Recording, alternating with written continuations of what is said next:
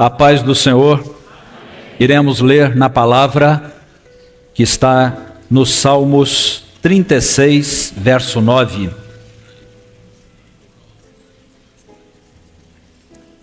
Salmo 36, verso 9.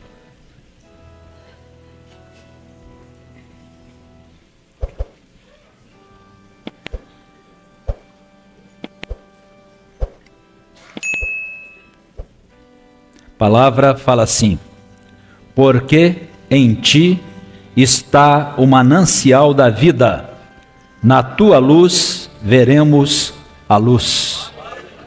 Glória a Deus. O nosso assunto é a revelação.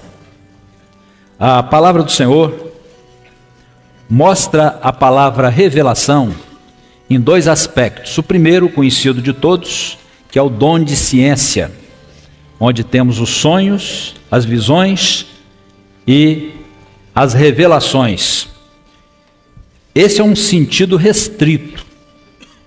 E no sentido global, o outro aspecto, a revelação é uma somatória de fatos que estão dentro de um projeto de Deus. Vamos dizer, é o entendimento da obra no sentido global. Nós todos sabemos que Deus, através do seu Espírito, está realizando uma obra. O conhecimento desta obra é a revelação. Então, a revelação é o conhecimento da obra que Deus está realizando. É sobre isso que nós vamos falar. Existem dois universos. O universo da obra criadora relacionado com a obra criadora, e o universo da obra redentora, relacionado com a eternidade. O universo da obra criadora, o nome não precisa assustar, fala da criação de Deus. É o universo onde nós estamos, que fala de toda a criação da parte do Senhor. A terra, o sol, a lua, as estrelas e tudo aquilo com que nós nos relacionamos, a nossa própria vida. Tudo isso está contido no universo da obra criadora. A característica deste universo da obra criadora, da criação, é que aqui neste universo, tudo é limitado. Tudo tem limite. Tudo existe parcialmente. Nada existe no todo. E o que ressalta neste universo é o que nós chamamos de a temporalidade do homem. Nós podemos dizer que neste universo é onde o tempo é contado. O tempo é contado. E nós vivemos neste universo onde nós exercemos a nossa vida através do tempo. A nossa vida, ela não é plena, como todas as coisas do universo da obra criadora, não são plenas. Aliás, Deus, quando criou, os irmãos já ouviram falar disto, ele usou um verbo que no hebraico chama-se bará, uma das poucas coisas que eu sei do hebraico,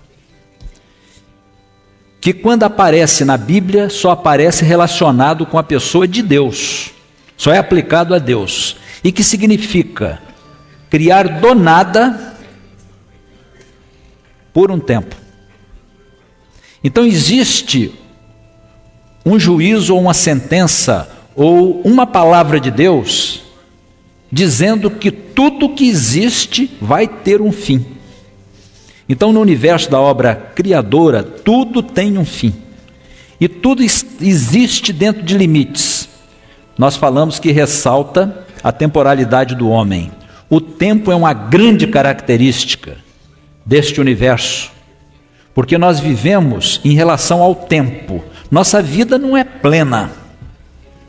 Nossa vida que vivemos ela está relacionada com o tempo. Quando Deus criou o dia e a noite, o tempo começou a contar. Antes disso era só eternidade. Então o tempo começou a contar e nós passamos a exercer a nossa vida relacionada com o tempo. Nós falamos muito, especialmente nos aniversários. Vamos glorificar o Senhor por mais um ano de vida. Na verdade, é menos um ano de vida. E a pergunta que pode ser feita é esta: há quanto tempo você está morrendo? Porque na verdade nós não estamos vivendo, nós estamos morrendo. A partir do nascimento você começa a morrer. Uns estão morrendo há 10 anos, outros há 20, outros há 30 e assim por diante. É neste universo que nós exercemos e contamos a nossa história através das gerações. A palavra diz assim no Salmo 90: Senhor, Tu tens sido o nosso refúgio de geração em geração. Porque o homem passa, o homem não é eterno, ele vai passar. Então nós vivemos dentro deste universo da obra criadora. É aqui que existe o presente, o passado e o futuro, porque o tempo conta. A palavra ainda diz assim: a duração de nossa vida é de 70 anos, e se alguns pela sua robustez chegam a 80 anos, o melhor deles é canseira e enfado. É aqui que o homem luta com suas forças que tem para ganhar a vida. E o Senhor diz que aquele que quiser ganhar a vida vai perdê-la, mas aquele que perder por amor do Senhor, ele vai ganhar a vida.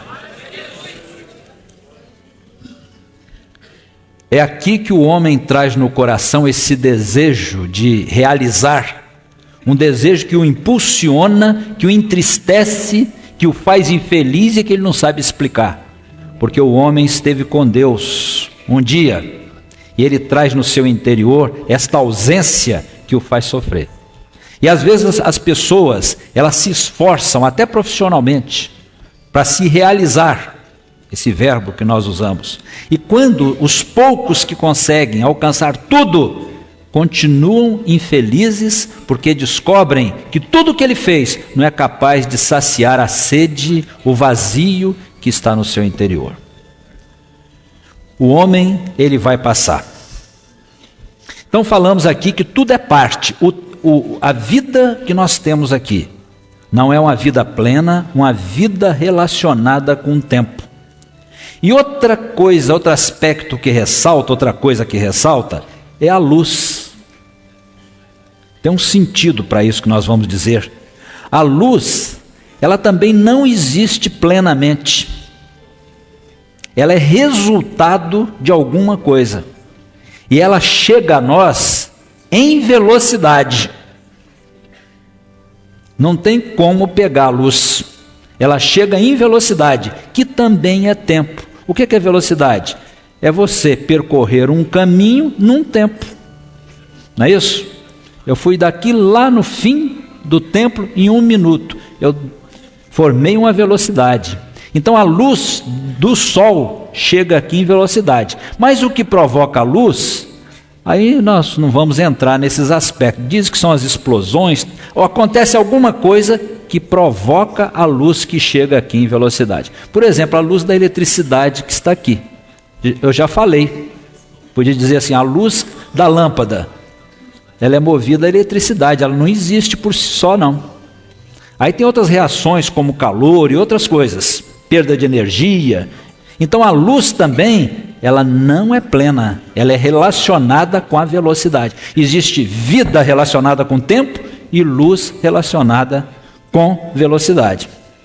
Porque este é o universo da obra criadora, onde tudo tem limites.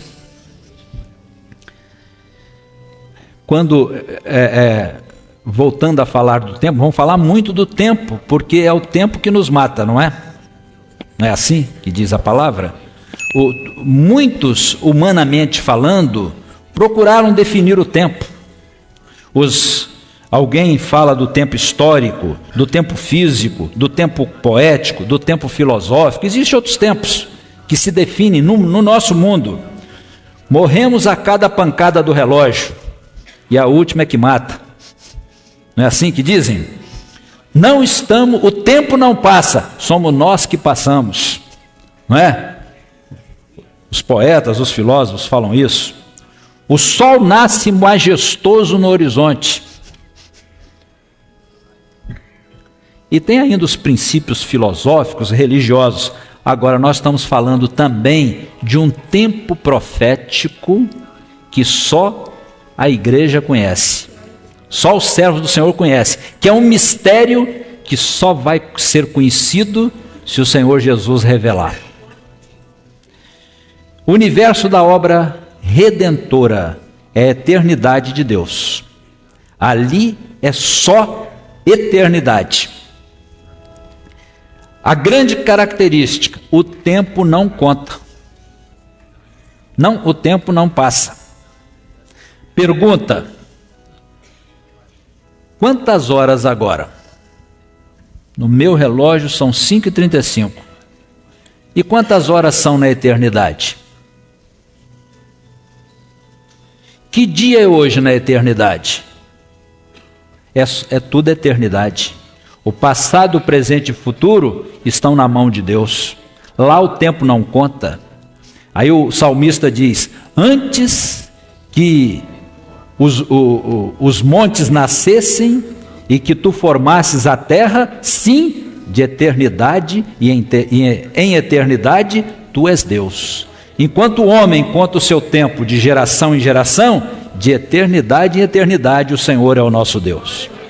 1000 anos aos teus olhos é como a vigília de ontem que passou. 1000 anos são para o Senhor como um dia como 1000 anos. É o tempo de Deus, o tempo que não conta. O tempo do homem, o nosso português, às vezes não expressa bem algumas palavras, como esta que falei uma no hebraico, vou falar uma no grego, ou duas no grego. O grego chama o tempo do homem de cronos. Ele tem um verbo para o tempo do homem. Quando ele se refere a Deus, ele chama de kairos, que é o tempo de Deus. Porque na realidade é um tempo diferente do nosso. O nosso tempo é o tempo que passa. O tempo de Deus é um tempo que não passa. Eu estou falando até um absurdo. Se não tem tempo, não tem nem o que falar de tempo. Mas nós precisamos falar do tempo. Como que eu vou dizer o tempo de Deus? O tempo de Deus é eterno. É o eterno, para falar nos nossos parâmetros, porque na verdade lá não tem tempo, o tempo não conta. Se eu quisesse representar o tempo do homem, eu tinha que fazer assim, daqui, aqui, e o tempo de Deus, como não conta, eu tenho que dizer eternamente para cá e eternamente para cá, de eternidade em eternidade tu és Deus, só para representar.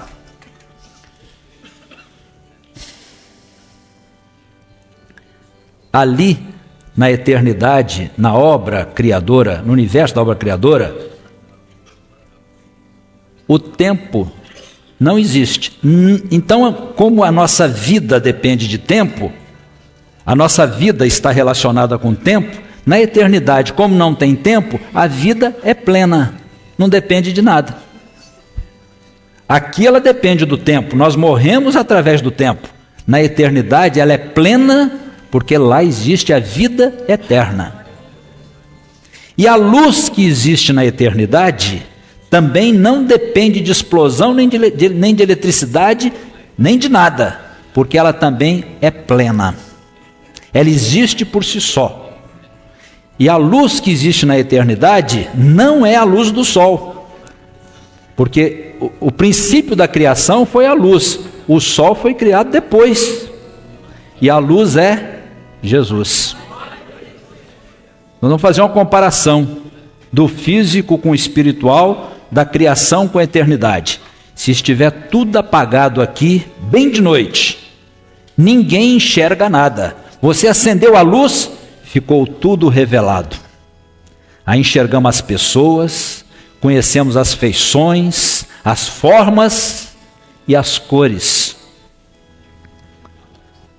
Mas a luz que é Jesus, não é este ambiente que essa luz ilumina. A luz que é Jesus ilumina as trevas que estão dentro do homem. Ela entra no coração do homem para iluminar as suas trevas e para mostrar que Deus tem um projeto para a sua eternidade. Esse projeto só chega ao conhecimento do homem pela revelação que é a luz de Jesus. Quando a luz brilha na sua vida, você passa a compreender uma coisa que você não compreendia antes, que é o projeto que Deus tem para a sua eternidade. E quando você toma conhecimento, você opta se quer. E se você quer, você tem a eternidade. A vida é plena e a luz é plena. A palavra diz assim: nele estava a luz, e a luz era a vida dos homens. Quando o Senhor disse, haja luz, Ele enviou a vida para o homem. Porque nesse universo nós morremos, mas na eternidade nós temos vida com qualidade, que é vida eterna. Então, enquanto no universo criador existe vida relacionada com tempo e luz com velocidade, no universo redentor é só vida eterna e só luz que existe por si só. Nós vamos usar de um artifício, usando a física, para concluir o espiritual. E sabe por que nós vamos fazer isto? Porque o Velho Testamento é todo material, até uma comparação com o Velho Testamento. E através do material, você entende o espiritual. Moisés, o Senhor disse a ele assim, faz tudo conforme o modelo que viste no monte. Então ele viu o eterno, ele esteve na presença de Deus, viu o eterno, e ele, quando executou o tabernáculo, ele fez conforme um modelo que ele viu na eternidade. E nós sabemos que tudo que existia, o tabernáculo que existia no Velho Testamento, existe um tabernáculo na eternidade. Às vezes nós precisamos do material para entender o espiritual.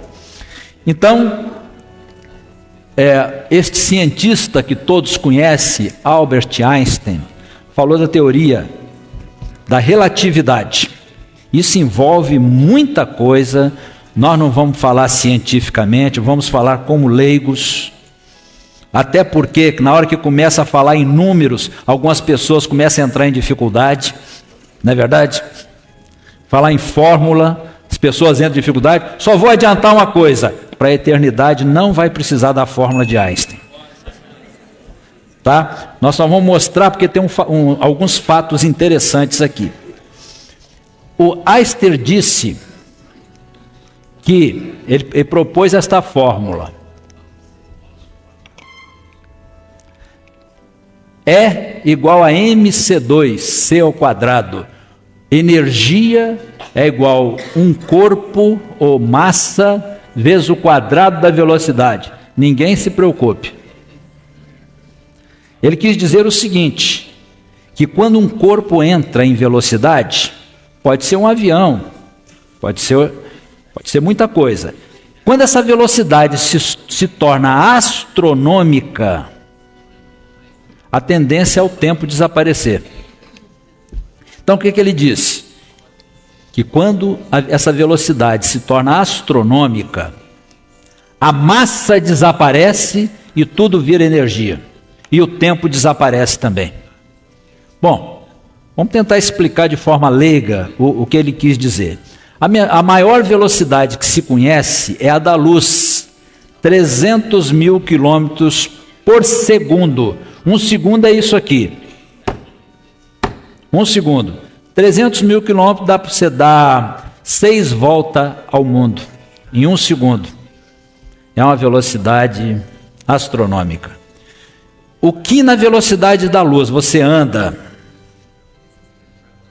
esses 300 mil quilômetros em um segundo, se você percorrer a mesma velocidade, a mesma distância na velocidade do som, que é a velocidade de um avião a jato, você leva 11 dias viajando dia e noite, só para sentir como é astronômica esta velocidade. Então Einstein ele disse o seguinte: na hora que a velocidade aumenta muito, o tempo desaparece. Vamos dar um exemplo aqui. Daqui do Manaim, uma região lá de Vitória, daqui lá para o lado da serra, onde dá 100 quilômetros, nós vamos andar 100 quilômetros. E a congregação vai fazer as contas comigo aqui. Se eu for a 100 quilômetros por hora, quanto tempo eu levo? E se eu for a 200 quilômetros por hora? E se eu for a 400 quilômetros por hora? Os irmãos estão vendo, à medida que a velocidade aumenta, o tempo diminui. E se eu for a 800 quilômetros por hora? 7 minutos e meio. E se eu for a 1.224 quilômetros por hora, que é a velocidade do som? 7 minutos, que eu já fiz a conta. E se eu for a 2.000 quilômetros por hora? 3 minutos. E se eu for a 6 minutos por hora? 6.000 quilômetros por hora. 1 minuto. E se eu for a 12.000 quilômetros por hora? 30 segundos. Então, é isso que está vendo. Nós estamos falando de velocidades ainda palpáveis para nós. Você viajar 12.000 quilômetros por hora, você chegar a 300.000 por segundo, a diferença astronômica. E essa é uma luz que ele fala, que é a velocidade dessa luz. Velocidade da luz do Sol. Não é essa luz aqui não, é a luz do Sol. Essa velocidade. Então, o que Einstein quis dizer? Que quando se atingir a velocidade, por exemplo, da luz, o tempo desapareceu. A massa virou energia e o tempo desapareceu. É como se nós fosse dar uma volta ao mundo. Eu saí e cheguei ao mesmo tempo. E Einstein falou também de uma velocidade negativa. Você sai e chega antes de sair.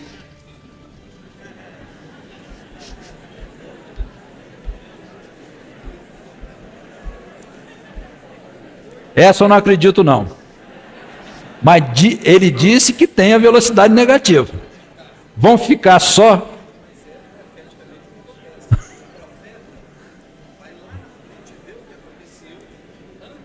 Aí vou deixar para você falar essa depois. Isso que você falou aí, vou deixar para você falar depois. Tempo negativo. É o tempo negativo. Não, é velocidade astronômica. Que você diminui... Você entra para o tempo negativo. Mano, já complicamos demais, hein? Vamos ficar com tempo zero, que ainda dá para entender. Então foi isso que ele quis dizer. Agora vem a pergunta: o que tem a ver a fórmula de Einstein com a obra de Deus na nossa vida?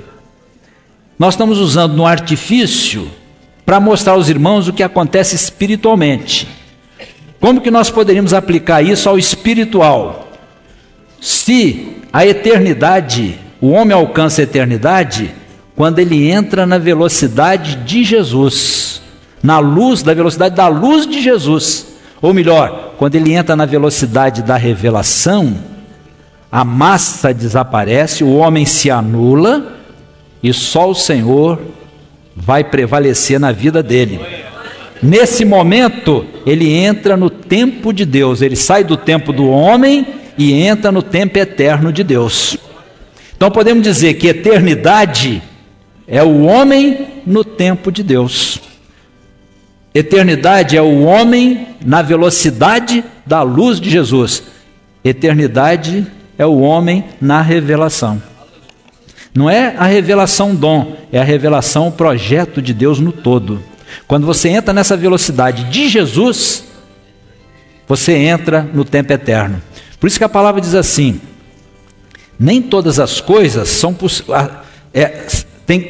Isso é impossível aos homens, mas tudo é possível a Deus. Mudo não fala, mas se ele entrar na velocidade da revelação, ele entra no tempo eterno, onde tudo é possível. O coxo não anda, mas se ele entrar no tempo da luz de Jesus, se ele entrar na eternidade, ele entrou no lugar onde tudo é possível. E aí ele é curado. Agora, pastor Tarcísio, vou pedir para você falar o que você estava falando. aqui para...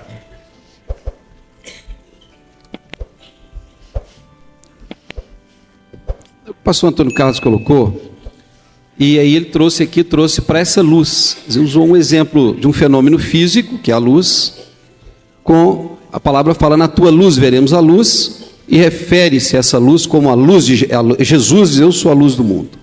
Sou a luz do mundo. Agora, como na luz, que é Jesus, quando nós entramos nela, perfeitamente, nós chegamos antes de termos saído. Só no profético. Só no profético. Só no profético. Então vou dar um exemplo. O profeta Isaías, no capítulo 53, ele descreve o ministério de Jesus, sua vida, a sua morte e o projeto de Deus em Jesus. Antes do tempo. Só que Isaías viveu 700 anos aproximadamente antes de Jesus. Ele entrou em qual velocidade? Qual velocidade? Ele entrou na velocidade da luz. A luz de Jesus. De Jesus. Então ele da revelação. Ele chegou 700 anos depois, sem que ele tivesse saído. O apóstolo João faz o mesmo. Apóstolo João. No livro de Apocalipse. Viu o arrebatamento lá há 2000 anos atrás, ele viu o arrebatamento. João. Que ele entrou na velocidade da revelação. Quando parecia que João, com 98 anos, tudo estava acabado para ele, ele viu uma vida inteira ainda na frente dele, porque o homem na revelação ele é renovado. O homem na revelação não tem limite. A revelação do Senhor Jesus. Muito bem, o exemplo de Adão e Eva. Com quantos anos Adão pecou? Quem sabe? Com quantos anos Adão pecou? Era só a eternidade. Ele estava no tempo eterno. Não havia o tempo do homem ainda não. O tempo do homem aconteceu por causa do pecado. Quando Adão pecou, ele fez roupas de figueiras, folhas de figueiras. Ele, Adão e Eva. E quando o Senhor perguntou se ele comeu do fruto do conhecimento do bem e do mal, não foi maçã. Não foi maçã, fruto do conhecimento do bem e do mal. O que ele respondeu? Quem foi a culpada? Está vendo? Ele tinha razão? Hein? Tinha razão? Tinha. O que ele não tinha? Agora os irmãos compreenderam, né? Quando ele ouviu a voz da serpente, ele saiu da velocidade. Volta aqui, por favor. Volta uma tela aqui. Ele saiu da velocidade da luz de Jesus, da revelação, e entrou na velocidade do som. Perdeu velocidade, entrou no tempo que mata. Ele estava cheio de razão, tinha razão, não tinha revelação. Quando o Senhor perguntou a Eva por que ela fez isso, o que ela disse? Serpente me enganou, ela tinha razão? O que ela não tinha? Foram lançados na terra para morrer. E quando eles foram lançados na terra para morrer, aconteceram duas coisas que o brasileiro não gosta. Quais são? Trabalhar e morrer.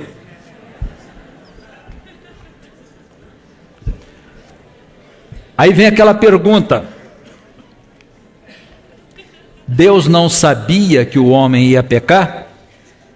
Deus não sabia que o homem ia pecar? Por que ele permitiu? Porque Deus deu ao homem o livre-arbítrio. O que é o livre-arbítrio? A criança, até uma certa idade, ela é inocente. É inocente. Quando chega um momento da vida dela, uma idade, a maldade entra na mente dela. Aí ela não é inocente mais. Então o homem também era inocente. O livre-arbítrio Quando ele comeu do fruto do conhecimento do bem e do mal, ele passou a ter conhecimento, a maldade entrou. O livre-arbítrio é a extraordinária capacidade que Deus deu somente ao homem de escolher. É a extraordinária capacidade que Deus deu ao homem de escolher. Pode examinar se o Senhor deu isso a mais alguém. Pode procurar algum animal. Só o homem tem a capacidade de escolher. Deu a ele o livre-arbítrio. O homem, ele está na sua caminhada. Chega um momento da vida dele que Deus, com a sua eternidade, cruza no caminho dele. Nesse momento, a luz entra no coração dele e ele passa a tomar conhecimento da verdade, do projeto de Deus. Nesse momento ele usa o livre-arbítrio e opta. Ele diz, eu quero. E pode dizer também, não quero. Coloco diante de ti o bem e o mal, a bênção, a maldição, a vida e a morte. Foi o que Moisés falou. Escolhe o bem. Ele não diz, Deus mandou, você escolheu. Ele recomendou, escolhe o bem. Coloco diante de ti. Então esse foi o livre-arbítrio. Algumas pessoas perguntam, mas e a ciência contradiz a Bíblia? E aquelas eras passadas que aconteceram quando os dinossauros foram extintos, deu uma chuva de meteoro. A Bíblia não contradiz nada disso. E aquela época que o macaco virou gente, não foi? A teoria da evolução. Agora, os próprios entendidos hoje já dizem que não existe o chamado elo perdido. Sabe o que é o elo perdido? Se foi uma evolução, devia ter ainda o meio macaco e o meio homem, não é? Tem o macaco e tem o homem, tinha que ter o meio macaco e o meio homem, para formar a cadeia. E eu tenho um amigo aqui, que me falou que ele fica intrigado com mais duas coisas além dessa. Quem foi que ensinou ele a falar? E quem foi que cortou o rabo dele? Ele falou que ele não compreende. Agora, tem outro amigo que diz que se falasse que o homem está virando macaco, ele acreditava. Porque o homem, ele sai imitando tudo que existe. A moda manda, ele perde a inteligência e segue um caminho que ninguém sabe por onde que ele foi. Então, que o homem está virando macaco, é possível.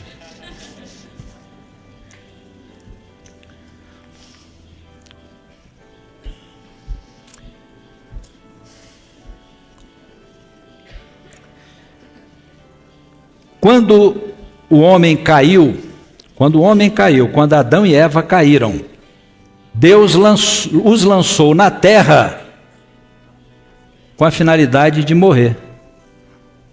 Porque Deus não queria que o homem vivesse eternamente no pecado. E no momento que eles pecaram, e eles foram lançados na terra para morrer, imediatamente Deus criou um plano de salvação. Um projeto que ele traçou na eternidade. Esse projeto, ele não vem da terra, ele vem da eternidade. Ele passa pelo tempo do homem. Quando ele passa pelo tempo do homem, o homem pode fazer uma opção de entrar nesse projeto. Se ele entrar, ele tem vida eterna. Todos nós aqui temos projetos de vida, não é verdade? Todos nós temos projetos de vida. O Senhor não vai entrar neles. Eu queria que fosse assim, não vai ser, sabe por quê? Porque o seu projeto é da terra e não da eternidade, por isso Deus não vai entrar nele. Você é que tem que entrar no projeto de Deus. E esse projeto vem ao conhecimento através da revelação no sentido global, que foi o que nós acabamos de mostrar. Pode passar? Aqui estamos mostrando a eternidade de Deus. O Senhor é o nosso Deus de eternidade a eternidade. E dentro do tempo de Deus, Deus criou um tempo de salvação para o homem. Aqui está o tempo do homem dentro do tempo eterno de Deus. Voltando ao macaco, que eu lembrei agora Eu sei uma coisa, nós sabemos uma coisa, que para a descendência de Adão, Deus criou um plano de eternidade. Agora, eu não sei se Deus criou um plano de eternidade para o projeto do macaco. Agora, se alguém acha que funciona assim, tem que procurar o projeto de salvação para o macaco. Agora, se houve macaco, se houve dinossauro, que a ciência fala, não tem dificuldade nenhuma. Agora, tem uma coisa que nós temos certeza, que Deus criou um plano de eternidade para a descendência de Adão. E nós estamos nesse plano de eternidade, para a nossa salvação. Pode passar ainda? Muito bem. Agora que vem. Caim entrou no plano de Deus, alcançou o projeto de Deus? Hein? E Abel? Esaú? Jacó? Saul? Davi? Você?